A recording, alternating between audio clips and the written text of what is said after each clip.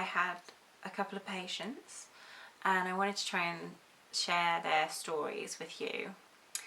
Partly because I need to try and do this more regularly anyways, but also because one of those patients didn't actually come with like health problems per se.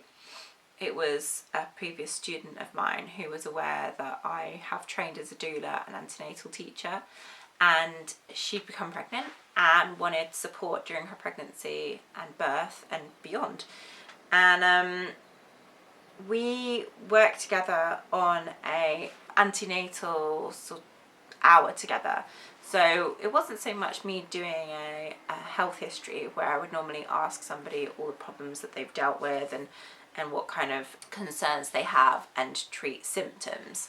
Although there was like a little bit of nausea and things like that, it was mostly about what options she has to change diet, lifestyle during the next 9 months for optimal health for herself and the baby. And we talked a lot as part of that about physiology of her position and how she holds herself and how that affects the position of the baby, because one of the first things that happen in birth is that the position of the baby changes how we birth. And although we actually do have the ability to safely birth butt first babies, what's that called?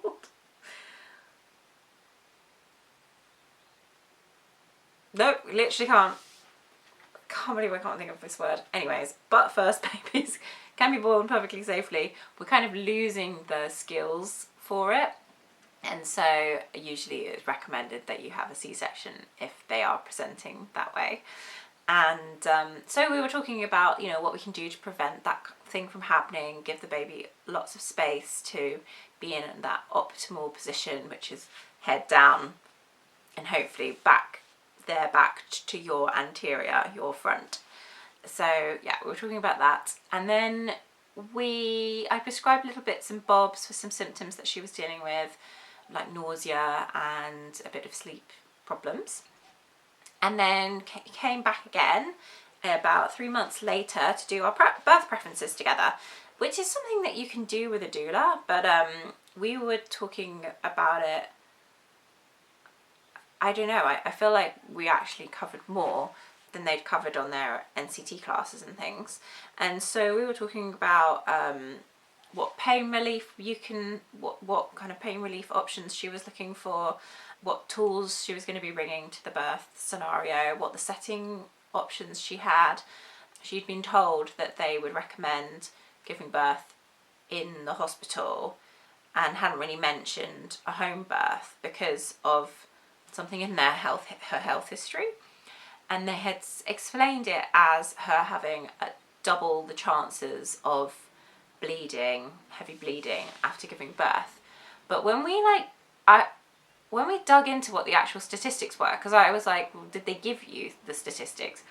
And they hadn't, but they had said you're at a much higher risk, like at least double, this thing's going to happen to you. Once we dug into the statistics and I found references for what the doubling was, it was like from 0 point something % chance of it happening to 0.1 to 0.2 kind of thing. So there was still a much higher chance that the thing wouldn't happen than it would, which meant that she was able to make a much more scientifically informed, evidence-based decision about where to birth. And I think that was a really good exercise for us to both go through together, because it was an excellent example of pressure being put on by a healthcare system that couldn't provide the data. And once we were able to look at that data, we were able to make decisions based on that. And really, for me, that's what birth preferences, a consultation, is all about deciding what your preferences are. It's not about idealizing what birth will be for you, because if there's only one thing that we know about birth, it's that we can't predict what's going to happen. So it's really about deciding, if A happens, what do we do? If B happens, what do we do? And then what are our plan A, B and C? It's not as straightforward as I'm just going to have this option when it comes to pain relief, because you just never know how things are going to develop. And so it's good to like have layers of options built into your preferences, because, you know, sometimes shit does hit the fan and you want to know that in that circumstance, if you choose a emergency C-section, for instance, that was your decision and that you didn't feel like forced in any way to do it. So yeah, my take-home message for people who do those consultations with me, which wasn't something I'd ever even listed as a service before, she came to me and asked if I could help her with these discussions. And I think it was really nice to know that we had a whole hour together to really dig into that nitty-gritty, and I went away and did further research so that she had the facts and figures. And I'm not coming at it thinking, you know, this person needs to give birth in a hospital, this person needs to give birth at home. I'm coming at it from the perspective of what information do you need to make an informed decision one way or the other.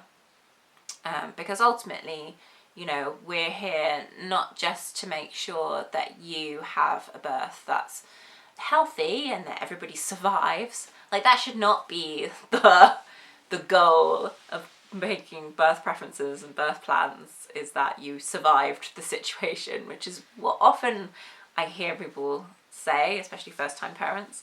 Oh, you know, I guess I'd be happy so long as the baby and me, you know, are happy and healthy at the end of it. Because people can be super traumatized by their births when they feel like they got pushed into something that they weren't too sure about or didn't actually have all the information at the time. And you can learn how to make those questions, how to ask the right questions, so that you always do feel informed, no matter what, you know, decision it is that you come to. So yeah, I want people to come out of their births not just being happy and healthy, but also feeling empowered and that they made all the decisions as things were presented to them, no matter the circumstance. So yeah, that's been a really enjoyable thing that I've done recently, and I still don't list it on the website as a particular service, but it's certainly something that people can come to me and ask about. I suppose I should add it. But if I add all the different things that I can consult about or give advice on, I'd be there for days trying to list all these really nitty-gritty specific things. So yeah, that is something that I can help with. The other patient that I had was a person who was presenting with a rash over her face, and it had begun in like the beginning of the year and come out all of a sudden, and it was like down either side of her nose, sometimes went around her eye and went down around her mouth, and it was very like here one day, gone the next, really sporadic, didn't seem to have any pattern to it. And she'd been to the doctors and they had said, oh, it's probably eczema, but she wasn't convinced. And then the treatment that they'd given her was a topical cream, which really hurt when she put it on, couldn't be used long term because of the side effects of potentially giving her skin cancer. And so she'd like really hit a wall on what could be done for it. And that's when she sought out my help. And was generally a healthy person. It wasn't till we kind of looked more at the fact that she had been on thyroid medication for a long time for a thyroid problem that we started to realise that this skin thing could theoretically be linked to her thyroid. And it wasn't a link that anybody else had made, and was something that seems to be, well, actually I never really found any statistics on how common it is, but I don't think it's not usually what people think of when they think of thyroid problems. Think of like hair loss, energy problems, libido issues perhaps. And so, yeah, we were not sure, but that was our leading differential, it's called, differential diagnosis. That was our leading differential. So I was treating it as though the thyroid still needed help, but we were working with thyroid test results that were patchy at best, shall we say. And we could see that most of the time her TSH levels seemed to be within a happy spot, but that's not all of the picture. So I sent her for, after not really getting much love out of working with herbs that helped with digestion and inflammation, I decided to go more down a thyroid route to try and support that. And I was getting a little bit of improvement, but not as much as I would have liked. So we decided to test the thyroid ourselves, and we did a private test which did a full spectrum of thyroid hormones. We did T3, T4, we did the anti-thyroid hormones, which are like, tell us if there's potentially an autoimmunity involvement. And so we saw the full picture, and lo and behold, it was very clear that there was an autoimmune element to the thyroid problem that she was experiencing. She had a few other tiny, smaller problems like sleeping issues, but nothing massive. And if she'd gone to her GP, they would have said, well, it looks like your thyroid medication is in a good spot right now, your TSH is looking good. So having these private tests come and show us that there was an autoimmune involvement was a really big breakthrough moment for us, because it meant that I would start to change the medicine again. So I'd started on a digestive anti-inflammatory method, then I'd swapped to having more things that nourish the thyroid, like bladderwrack, and I wasn't quite getting there.